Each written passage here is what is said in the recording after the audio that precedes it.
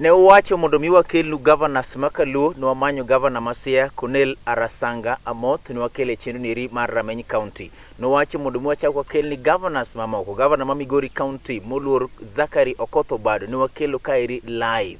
Odiochieng' ma kawuono ni ne owacho mondo mi wakelni Woman Rep ma Migori County Daktari Pamela Adhiambo japuonj. To wacho pile ka pile ni sigana ndikore nyadidek. Ene achiel kuom Woman Rep geko e gwenge makaluo mokwongo manigi title ni Roma Daktari e tielo mare mokwongo. Ene komiti mar weche geko mag somo to bendie en achiel kuom mine geko miwacho ni thuon kendo wache kako onego bed ni wache. Mano momiyo Rameny County kobiro to nyaka wabi ka chieng' koro podho nikech joluo gongero ni weche matek iwacho ka piny okwe. Nyinga en Haron Otina rwakini machiegni chenro niri kawuok live e gwenge ko mag 044 County ma Migori. Mheshimiwa irio nade?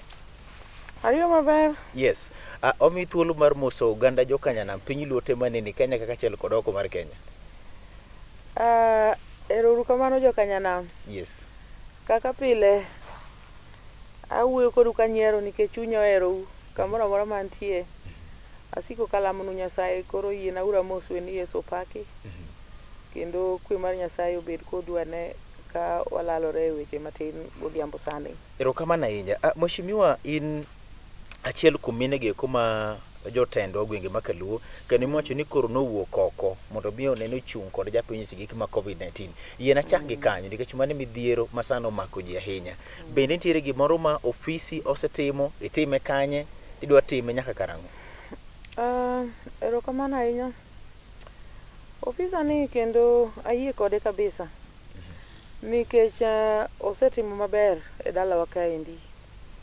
Mokwongo yiena mondo awachi ni sama setiyo gi ofis ni chuok kaluwore ni kata obedo ni noyierwa August 2017. Yes.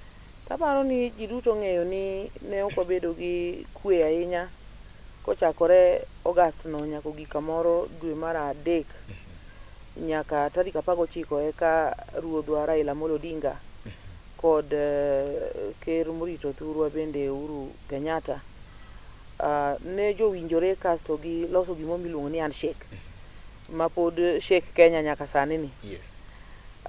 Koro bang'e ni eka wachalo gimo yudo kwe matin to bang'e no wachalo ka gima wasettle mondo wachak tich.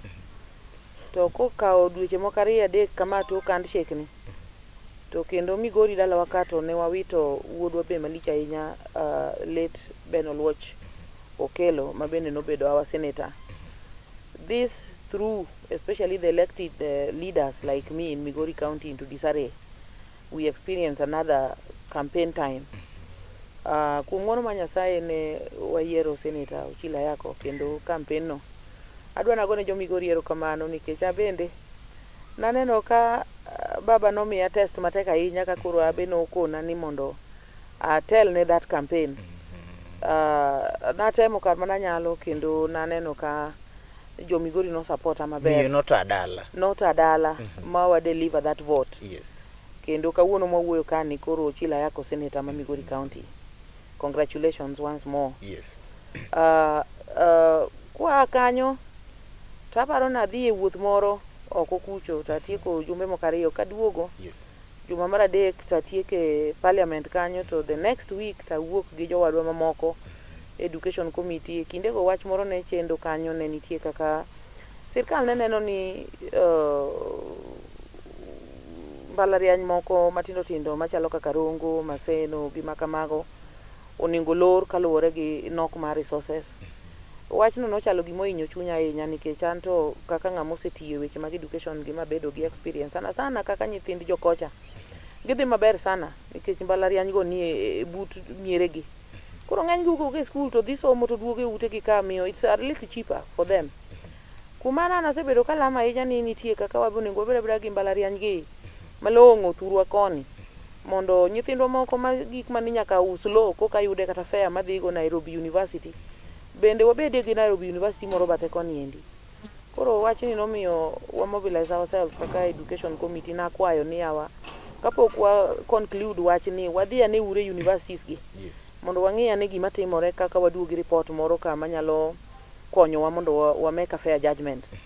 Kuom mano ne wabiro kasto wadhi Kisii, wabiro Rongo ka, wadhi wanindo Kisumu. Chieng' mar ariyo ni wadhi Jaramogi Oginga Odinga, kaeto wadhi gi Maseno, ma kaeto kwasetieko gik mane wamanyo kagi. To an nawuok kawe jowadwa Kisumu kuro mabiro nyaka dala. Koro ka nachopo Migochwa kata nindo, kapinyo Ruto awuok mondo adhi akonye wanga ma nyamera kendo mosiepna arambe moro ma bende nogoyo ne mine ma joaswekra. Notimore na marach, ne ok achopo arambe no. Kasto ne jachien moro dwa nega yo moro Karongo kamiluongo ni Wenyo. Mano ne timore tarik 28 dwe mar 10 2018, tok kwa election mar senator ni. Koro gini kendo nochako timona malit kabisa nikech natur agaja ma bende kata ka bet kata adwa nagone Nyasaye erokamano nikech nitie kaka ne ok onego bed nanyalo chungo kendo mondo awuothi. To kuom ng'wono ma Nyasaye ari abet ka kendo anyalo wuotho, isenena ka wuotho kaendi. Koro abedo piny kendo ma the whole of 2019 tapani ne ok in a very good state to move around and work. Now, seche matin moko manya yude diere kagi. Mano manyiso ni 2017, 2018, 2019 ne pontiere koda gi ng'ikruok mathoth. Much of it ne an gi ng'ikruok mang'eny. Yes. Te Tich mari ng'ikruok na koro ni. chakore karang'o? Ng'ikruok na ni. Yes. Kanyo ochopo gimoro yo kar kata dwe mar 3-4 Yes. nyaka sani 2019 no nachako dhiro matin kapod anindo kanyo. An gi team na moro Migori kanyo maber, gin very humble, ji ok ong'egi maber. To nitie kaka kioro gi to kendo ginyalo timo gima ber. Koro nachako tiyo kodgi kamano ma koro samwa bet kani. To bende wasedhach maber. Yes. Wasedhach maber nikech several projects kowuok ofisa ni Aron Kos. Yes. Migori County kaendi. Sama na campaign no na yiero mondo ati gi joma luongo ni youth kod women gi. Yes. Kendo ma was the motivation manokela e office mar women rep kae. Koro nitie weche moko mane dhira mane miya adwa ni mondo ati gi joyudh gi. Kinde mang'eny wabedo gi dok chien kaka weche mag maendeleo, weche mag ohala, weche mag tich. Nyithindwa mang'eny ochando gima ginyalo timo kata ka gisewuok e university. To ng'eny gi kendo kuriwinjo kanyisi ni nitie kaka gionge tich. To minewa mang'eny bende ok odhi maber ahinya. Omiyo nitiere kaka yor menyo gi yor gik makamago. Koro ne katie university kucho to napo ka Nyasaye elo na fwenyruok moko matindo tindo. Ma bende aseneno ka konyo oganda makocha ka. Ko chunya moro noparo ni ka biro ka to adwara ne kaka nyalo yudo direct link gi jo youth gi kod jo women gi. Kaeto chako beda gi persons with disability. Yes. Ngeni gibe gin gi skill gi moko kanyo ma bende kiyudo wuoche ma gikwoyo. To en wuoche ma ok ichak iter ne ng'ato. En wuoche ma concrete kamano. Yes. Kuom mano na poka chunya ne dwani mondo I look into key issues mana gombo notimre Migori ka. Achiel kuom gi en empowerment. Actually all the things that my office does can be summed the wach miluongo ni empowerment kata tego ji mondo gibed joma nigi teko mar konyore kendgi giwegi. Koro tego ji ni ere kaka inyalo time. An napoka yudo fwenyruok ni mondo atim gima luongo ni empowerment ni. Yes. Nyaka bed gi open communication and information systems. Koro abe an jafwambo gi keyo moka matin. Nitie wach ma kayudo wach maber manyalo konyo nyithindwa kata manyalo konyo nyiwa kata manyalo konyo aretogo. Koro asetimo some very successful training gi seminars moko kaendi ne various groups mawuoyegi. Jo persons with disability, jo youth gi joma mine gi joma kamago. Inyalo kwano groups gi kene group makama? Okay, nikech ibiro na kae kaka bet kane. Yes. To nitie kaka ok anyal list nigi te. To sana e yor tiegruok kata matimo gimoro, aparo ni kochakore kata sama ne pod lweny go dwe mar 2 2018 cha. Yes. Na initiate training moro ma very important e county kaendi. Mano achoko about 150 young farmers from every sub county. Training no nwatimo e dalawa ma Kiancha kacha. Kano telna gi jodalawa mowuok e Jomo Kenyatta University Department of Agriculture. Yes. Kod Jaika no konya sponsor this training. seche ka pesa moro moro manose miwa onge. Koro jogi na golo gimo matin ma be nanya yudo to mobilize go jogi to biro, koro facilitators gi gik mane gi train gigo kanyo to ne gi chulo na. Koro gik mane timore ka ne gi wuoyo kodwa weche mag horticulture and fruit farming to gi value addition various gik mamoko. Kane kanyo to farmers gi wamanyo ne gi the right kodhi mane dwaro, ma kata kawuono mawuok kani I'm very proud ni nitiere several trees mag apoyo gi avocado gi gik mago e county ka, nikech na feel ni kogi kamoro ma benda kora neno ka ndalo sechope sani nikech masin manja dwaro ni aseyudo. Nitie kaka wadwa timo gimiluongo ni value addition e Migori ka, the kind of thing ma Kivutha Kibwana timo Makueni, but in a miniature way, nikech kaluwore go ofisa anyalo mana time e yo matin kamano. Koro jogi ne obedo trend maber ma gichako farming ni wan gi several trees of popo. Chieng' machielo kibiro chon ahinya tadwa ni mondo wawuoth kodi mondo ibi imenye giri ni endi. Kopogore koda gi training kendo moro ma nitiere training machielo ma timo kinde ka kinde kaka jowa ma jo boda boda gi. E kinde mana chako tijni nayudo kane gin gi lweny maduong' gi ofisa ogul mama mag jorit kwegi. Ne gionge license to gibe giriembo e liari ka endi. Koro I initiate a project ma what train so many of them, over 2,000 or so. Nobedo trained ma wamiyo gi licenses ma koro tinde ni kata kimako gi ne makosa machielo to mar training mar license ya to koro ochalo ka gima onge Migori ka. Wasemiyo nyithindo madhi wa school gi basari kaka ing'eyo. Ofisa ni ok oduong' ahinya, ok en gi pesa mang'eny to basari matin mantie ma is roughly about 9 million ma should be distributed all over this county. Wasemiyo nyithindo moko ma orphans nikech wan warito orphans gi. Koro jok ma unreachable ka ema wamanyo ilum ka to wamiyo gi basari go, nitiere namba mwasemiyo. Group machielo ma bende nwatimo ne very special training, nitie group ma wacho ni gia kamilungo ni Suna East kata jo Uriri kacha nitie group ma milungo ni Rays of Hope. Gin nwatiego gi e weche mag loso probiotic yogurt, ma bende gisechako loso probiotic yogurt ni makoro probiotic yogurt ni nitie kaka we are working on KEB certification gigi kaka mago mondo dhi e supermarket. Mheshimiwa Mosco Mngadi, ang'eyo maber ni nitiere gik mathoth ahinya manyalo bedo ni osetimo seche go motudo koda ka gi puonjo ji skills ma bende siting'o malo. Kata kamano ng'ato wang' no penj ni kopogore koda ka gi weche gik mag puonj, nitiere pesa bende ma unwang'o bende mar ngafu, nitiere samoro asir moro misemiyo grube moko kata mana yudhe moko mano nitie emana bire koro atemo nyisi ni kaka watimo gigi. I was responding to the need mar empowerment through information, skill impartation, ma then watiyo gi skill no mondo wares pesa ne jomo timo gigi gi. Koro grube gi ka wasetrain gi kamano to of course nitie pesa moko mwasebedo kwa miyo gi ma so far apani at least every sub county nitie 5-4 so groups must benefited before. As I sit here, because of circumstances ma could not be avoided, nitie kaka grube ma adwa miyo chege sani. Gilaro gimoro 120 something different groups. Ma soon or later ka COVID ni orumo tibiro neno ka nitie kaka watudore gi mine gi jende gi jo mong'ol gi e weche mag pesa mag ngaf mondo gimed dhi go nyime gi weche mag ohala. Mantie group moko mise identify kata mise yudo minyalo kwano nyingegi. Ok adwa kwano nyingegi sani nikech ka wacho ka to kiny gini bi omo pesa no to ibitweya. Ipo giketo yieo e mbele paka chona. Koro yaya ni chieng' biro kendo ma biro luongo gi no ka oseyiena ni koro anya luongo gi. Nikech ok adwa chiwo pesa gi ne jotendgi. Nitie kaka jotelo gi samoro in the past ok gisedhi kodwa maber ahinya.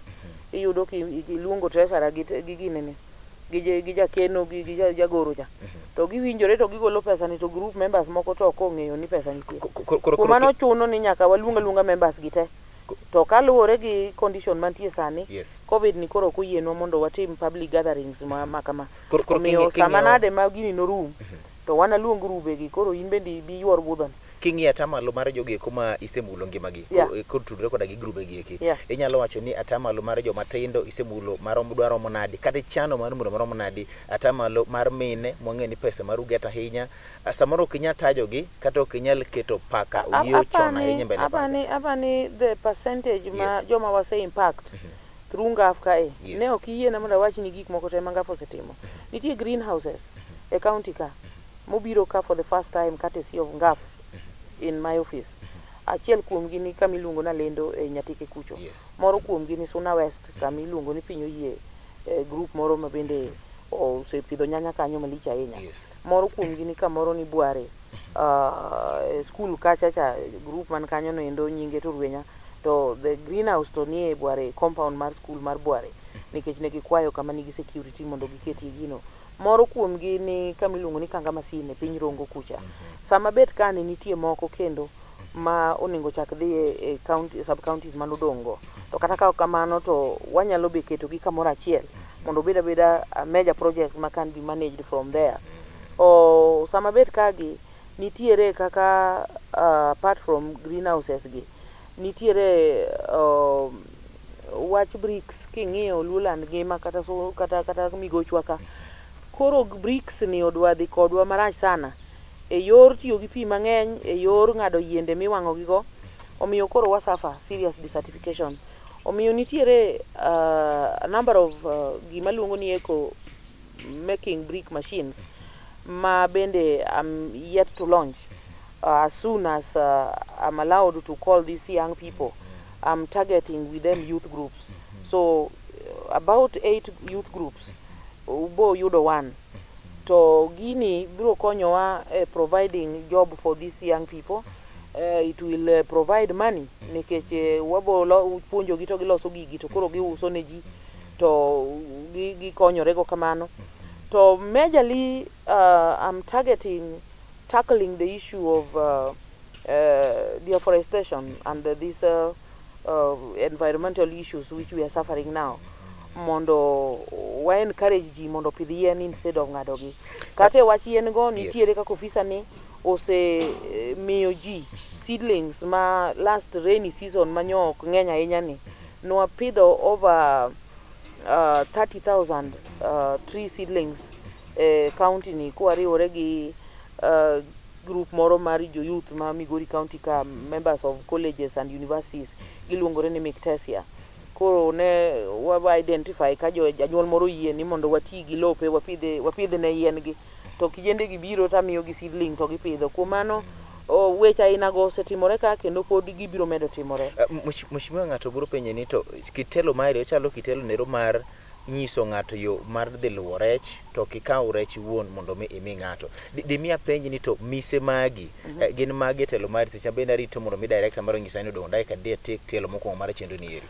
Mr. Tino nitie kaka ana wuon ka biro dalani to chunya gombo ni kar miya mana kuon mitedo sano no kende to kaber kineno ka kech kaya to nyisa kaka nya yudo kuon ni pile pile e yo moro makoro kata ka ok abiro dalani kanyo to pod anya chiema apa ni mae gima temo timo gi kijende wagi mae gima temo timo gi mine wagi nikech in the past king'iyo gimomiyo money wise one chien en ni seche mang'eny kata kiyudo ka wuoy achiel tie e dala gi kaka koro imbe jololi oketi lendo kan koro jo moko gi o down their tools ne wadwa osendiki wuoyo matek e radio kacha koro jite ng'ato ka ng'ato geno notieno ne mabo kelo gima ji chamo ka apa ni area ni nyaka wabedie gi lokruok kaka oganda nyaka wang'iyane ni to ng'ato ka ng'ato nyalo timo ang'o ka piny oru ma kelo siling abich moro mane onge koro mae momiyo nyisi ni gik matimo gi na keto gi asam gi up in the terms maluongo ni empowerment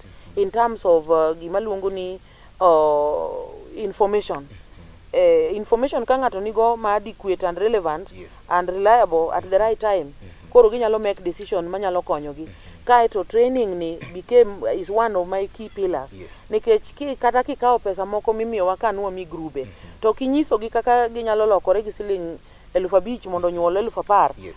Mano onge gimitimo. Japiny, pesa no bo lala. Japiny mor gi kitelo mari koso komor. Gimor bang' nyier machuok kende live e chenro mari mar Rameny County kowuok e county 04444. Joluno go ngero ni awendo kiwe yiere. Mwalimu Dr. Pamela Adhiambo en gi kalam kaachiel kod notebook mare waloso to ndiko to medo keto point bende piny. Mano itudo koda gi jandiko mar Ahuma Nyangugi Wadiongo kane ndiko book mar The River Between, nogoyo sigana mar ji adek Waiyaki kaachiel kod Mudhoni to kod Nyambura. Nonyisogi ni gima duong' mamiyo en mana book kaachiel to kod kalam, yorno ero mar somo mondo mi udhi godo mbele. En bende omiyo jo Migori yo mar dhi nam gi lu rech kendgi koso imiyo gi rech michamo sano to rumo. Bang' nyiri machuok kende aduogo gi telo mari mar chiwo dire nyinga en Haron Otieno, ka ok en to ng'ama nyalo wache mopogore kode Daktari Pamela Adhiambo live e chenro mari mar Rameny County. Lolwe TV, gini en marwa.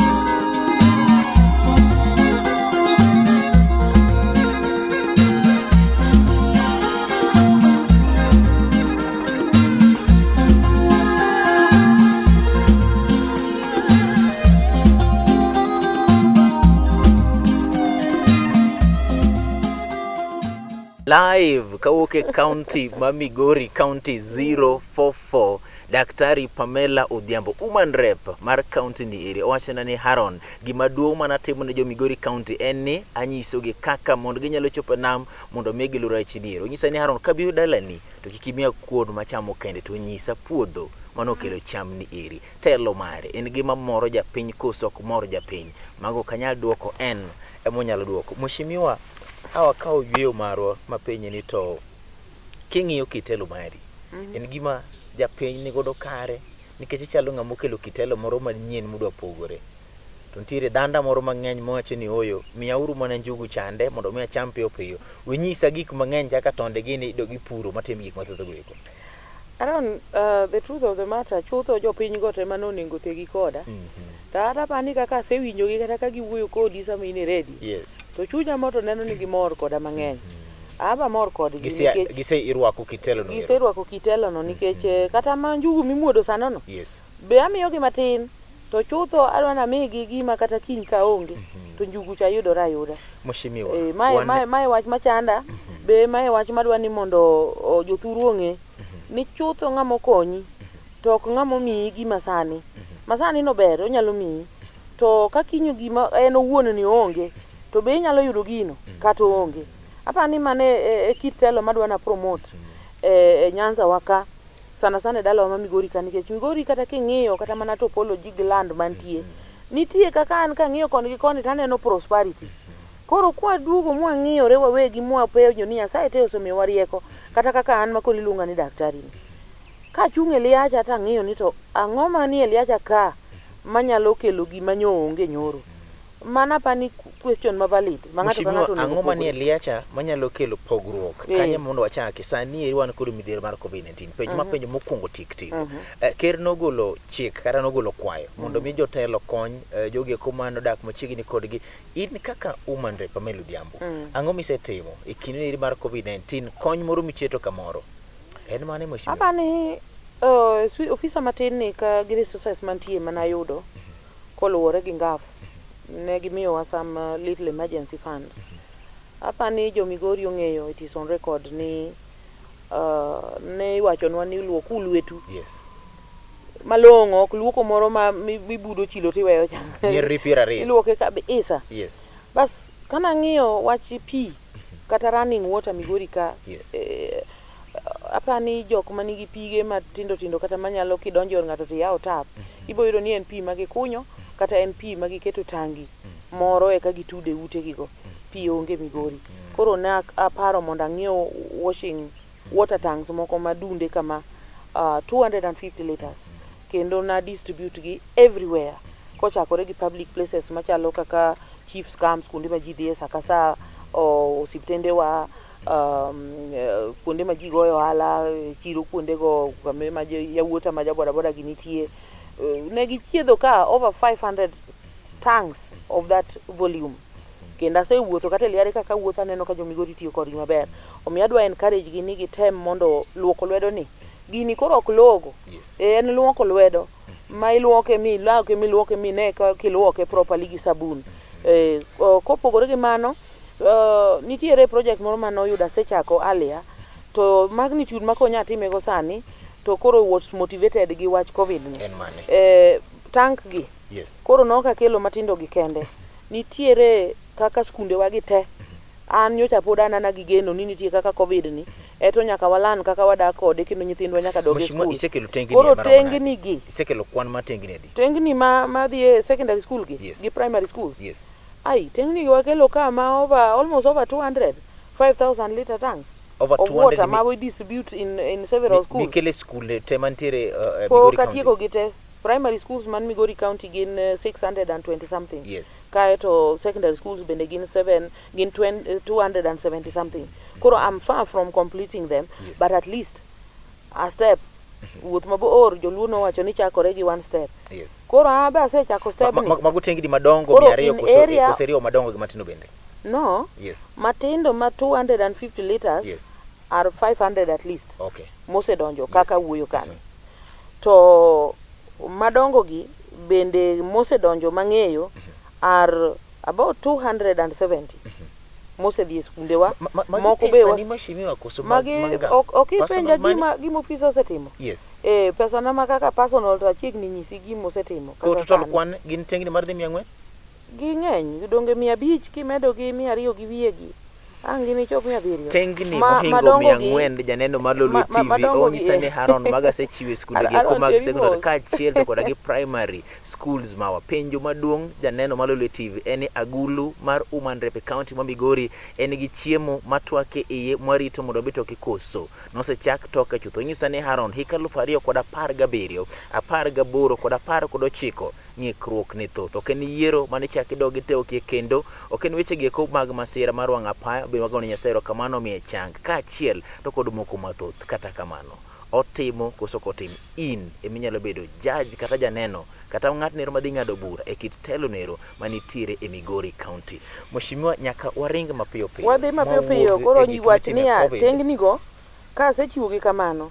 to nitie chiemo moko matin mabende kata kawuono na ya pogo kochakore gi area mar Nyatike cha koro adwa wapoge kamano kwadhi what target elderly go kod persons with disability e community kwa ka gi jowa mamoko to gi sabunde moko mag logo moko aina go wasetimo masks moko mathoth adwa nago ero kamano ne sirkal mathuro nyocha gitemo makoro wech gigo dok chien asechiwo kata kuonde ma wuothe go nitie sanitizers manyaka mi jogi ka wadhi nyime idwaro gik asetimo mobile civic education manyocho riwo the entire county mangima ma walando weche mag covid gi kaka oningo jiritre kendo kata wachi pregnancy mineno chanda kane in line with that I have intensified the campaign mar protection mar the girl child but not only that nyo wuoyo be gi the boy child nekech chunya ma koka korato ng'eyo ni nyirigi chutho ka yawuoyi te me Kenya ko tamore miyo gi ich to wachi ni waloro completely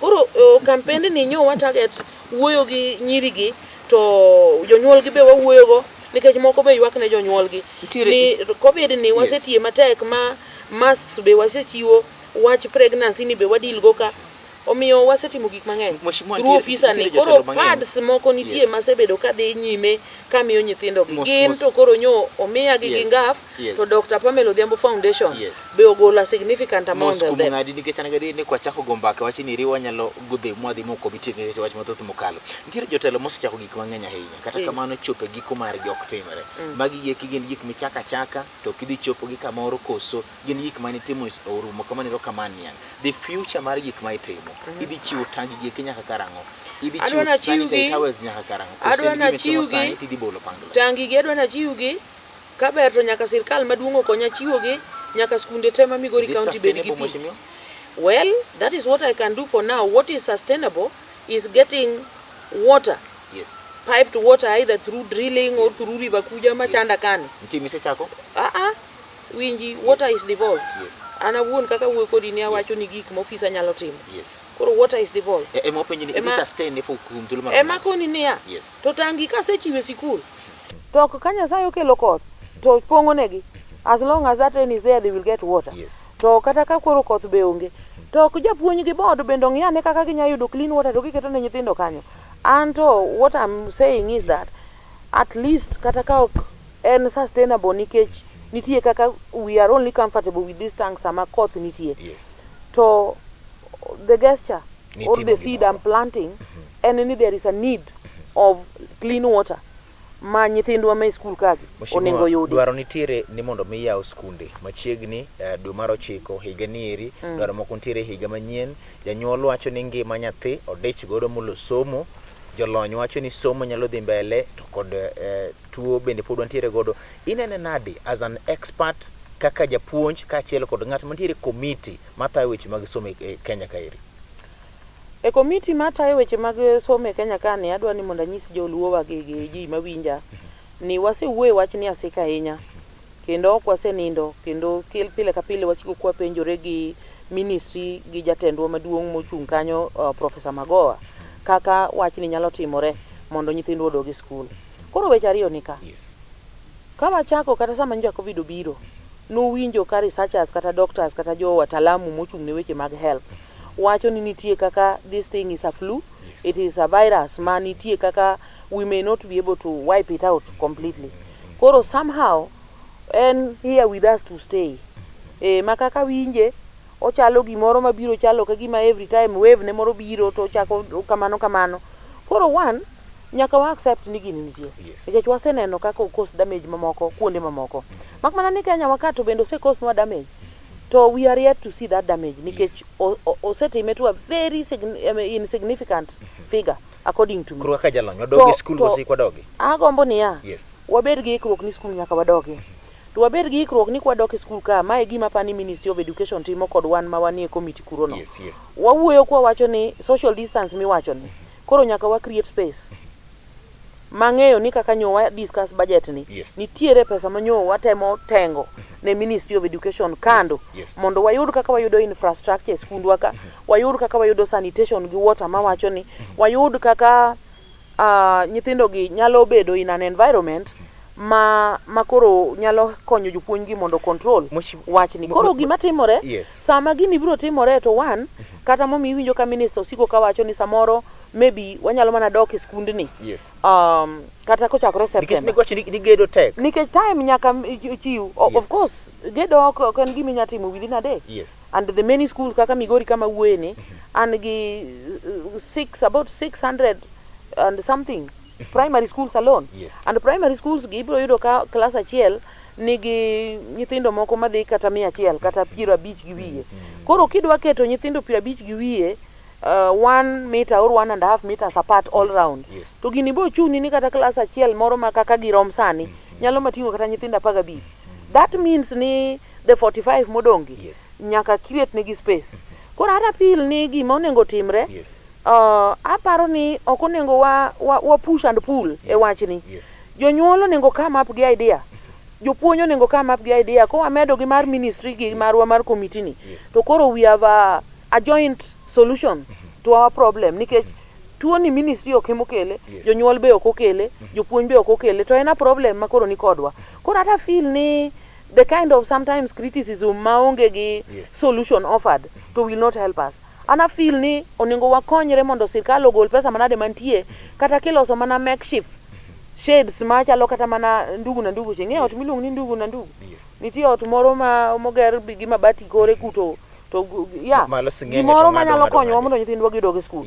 To meanwhile kata sama pok nyithindwa odok e school kwa wuoyo kar social distance ni wabedura ne honest be jonyuol wa ensure ni nyithindwa keep social distance e miere kama gintie. Magi are the hard questions that we have to face and reason. Nikech an ka wuothe pap ka to kata in ni se complain ka Nuyudo ka nyithindwa gi ochokore centers moko iyudo kamoro ni koro kanyo Goma Bay oloso chalo gima nitie brothel moro kanyo ma nyithindo manyiri gi gudore to koro gin girito joma chuo kanyo endo. Are we observing social distance at home? Emo mi adwa na wach ne jonyuol niya. Yes. Warituru nyithindwa gi ka gin dala. Yes. Warituru nyithindwa gi be ka gin e school. To kaka oganda onego wayie ni problem ni osebiro. Koro ng'ato ka ng'ato kuomwa wakeluru paro maliw manyalo konyowa. Makato gik mana ni some of these children pod dhi lane tie yath. Kaka kuma ne abede gi nyithindo nyatike cha. To afadhali nyithindwa gi nyaka dhi e school nikech we cannot suspend the school forever. An mane kaka neno. Koro way forward. En ni nyithindo nyalo chako dok e school sani koso pod rit magi moro amora bed makare. Aparo ni yes or no? No, it can't be a yes or no. Mano is dictatorship. Ana wacho ni we have to prepare. We have to prepare mondo wayude a conducive environment. Okwanya duoka nyithindo kamano Karombe. Nyaka wabed gi ekruok makare, okwanya duoko nyithindo Karombe Haron mano kinyisa ni yes or no to mano dictatorship. Mago kuweche na, mago weche mocha koda gi Daktari Pamela Adhiambo live kauke county ma Migori timo interview ne japuonj. En achiel kuom gige ko bedo matek nikech nyaka bed gi facts magi elweti legacy mari mweshimiwa. Gik moko adek kata ngwen ma jo Migori bro wache ni nwatero Madam Pamela kacha to ma odong karapar. 1 minute ke kwano gi mweshimiwa. Achiel kuomgi. Yes. Adwa na nyis jo Migori ni nitiere sama na donjo office ni. Na yudo kama predecessor no chako buildings moko. Achiel kuomgi ne en agenda based violence center. Moro ne ICT, moko ne market shades gi gik makamago. Kaka bet kani gigi na tieko magero makata ICT no to ni kala wendo kata nigi computers mago oserumo gin tie.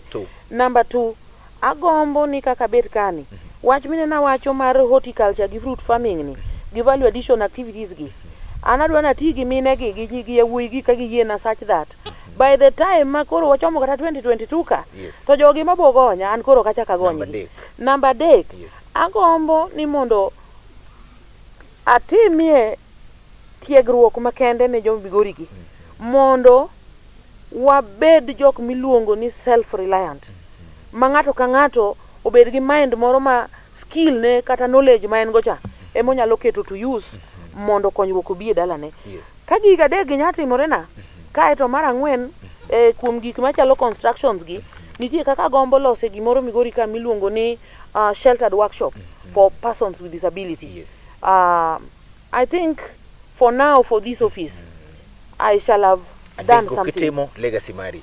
King'io kamera ni ter mweshimiwa. Samontiere gimoro ma okapenji tinani mondo mi iwachi. Los kod jo Migori, los kod Kenya te penya na gima nini. Adwa ni mondo awuogi jo Migori gi jo Kenya te manena manyalo winjo dhok mawacho ni. Wa confront uru richo mar terruok amang' nyithindwa mondo wakomesha janyuol kata bedo ni okisomo to nitie kaka wuodi ma ja university ok onego bed mariek moloyi e weche mag dongruok kod terruok. Ket nyathini piny mondo ipuonje ni wuodwa ritri nyara bed kama nyaka gik sama kama kasta biro release officially kidhi e lwet chuori kata e lwet chiegi. Mae kaka wach ni nyaka dhi jopuonj chungu malo mondo wakony nyithindo gi. Jo kanisa mawinja ka pastors wetena nitie kaka richo mar chode mar nyithindwa manyiri gi machuogi koro ok wanyal boyo. Government of Kenya kopo nono ni nyithindo gi mako ich to yawuoyi gi mamiyo gi kae to dok pondo gi bring them to book. Wan gi chik mawacho ni wuoro ka wuoro monyuolo nyathi to nyaka take care of that child. Koro wawe uru kao baden tetu a hip ne nyathi manyako to chuogi to dong ka. Asewacho ni nitie kaka Mary min Yesu kende ema nomako ich gi teko mar maler. To kata kama ni winjo kiluongo ni teko mar maler kaka notimo ne momako ich Yesu akia. To gima ng'eyo ni nyithindo te minyuolo sani to nitie kaka dichuo moro morwako long kata nyasa moro kama oterore gi nyathi manyako. Koro chuogi ema mondo koro konya wuoyogo. Yawuoyi duto mawinja agombo ni tamre uru timo ne nyithindo gi ono mondo akonyra. Ok wanyalo weye mokalo kanyero janeno malo TV to nikech en twak mamita ahinya ma komendo dhi godo mbele.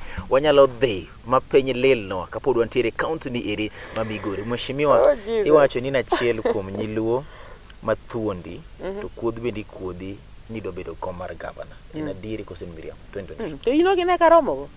Ipenjo ti neno gwara kagola. yawa ma weri gi siasa ma 2022 nyisa ni Haron neno ka aromo go thoth jo siasa wacho ga ni Wood John gima timore en ni jopiny ema kochuna mondo mi adhiyo to mondo mi adhiyo chendo ni chope giko mare adan mondo mi akaw chung makende machino niri jandiko mara Humainya Bertolt Brecht kan ndiko book mar The Caucasian Chalk Circle janeno Lolwe TV nogolo sigana mar nyako ma iluongo ni Grusha mano kawo nyathi matin mano lwar piny e dala Kingi seche go kuma no sebole kamin gi no wuok mano weye no kawe mano chako dach kode matin kokalo daraja mane otow kano dhi mokwalo chak mondo mino yudi kano yombo askeche mane lawe mano chopo kuma no dak to koda gi oganda go eko mantiere koda gi kute mara yake mondo me nyathi ne nwang' wuon mare gima no temo timo no nyiso ne nyathi nyaka riti nyathi nyaka miluor nyathi nyaka gen jane Lolwe TV kano chopo giko mar bugno ero no duong judge kada jang'ado buchiro ni judge Hasdak mane ng'ado bura e kind min nyathi mano nyuole to kind miyo mano kwano nyathi mano rito mano chopo giko mare judge kano luoro circle diere mano chak godo nying bugno ero nowacho ni in Grusha mane kaw nyathi mano bol piny pangla mi ng'ado godo mi chopo godo kocha chande in min nyathi kaw nyathi mondo mi dhi godo in minena saniri in janyuol machalo nade idhi kaw nyathi mondo mi riti koso ibro bole pangla kasiro godo chung mokaw kod umande ma Migori County Daktari Pamela Adhiambo jogo tamwa mosruok ang' nogo wuombo gini goma gi koriam achope giko mar chendo niri iluonga ni Haron Otieno.